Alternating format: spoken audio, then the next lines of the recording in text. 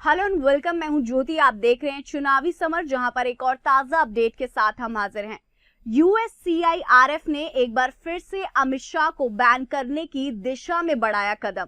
जी हां, जैसे कि हम जानते हैं कि यूएससीआईआरएफ अमित शाह को बैन करने का विचार कर रहा है, लेकिन किसी कारणवश यूएससीआईआरएफ अपने मिशन में सफल नहीं हो पा रहा है।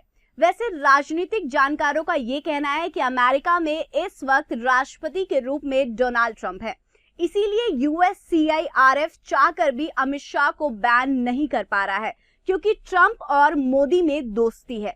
लेकिन जैसे ही अमेरिका में ट्रंप की हार होगी, यूएससीआईआरएफ ज्यादा मजबूत हो जाएगा और संसद फिर आसानी से अमित शाह के खिलाफ कड़ा एक्शन ले सकती है।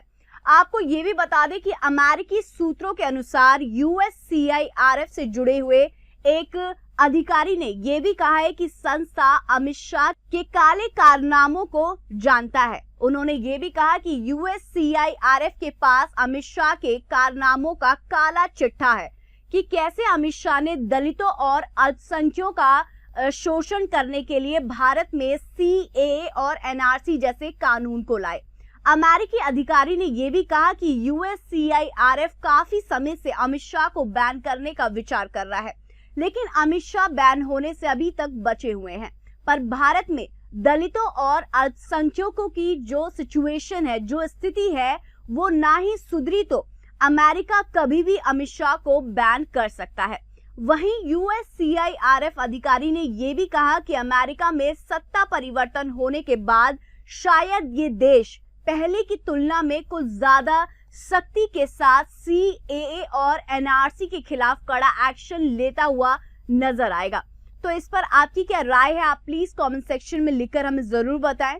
और इस तरीके से यूएससीआईआरएफ ने कथित तौर पर अमित शाह को बैन करने को लेकर अपनी बातों को फिर से दोहराया है।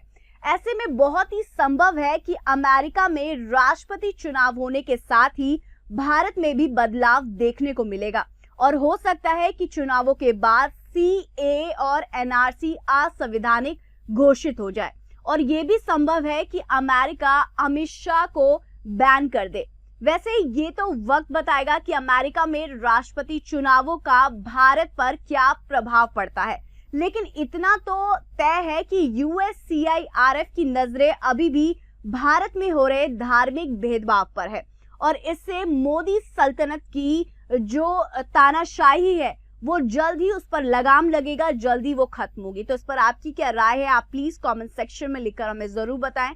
Thank you so much. Keep watching today's for more news.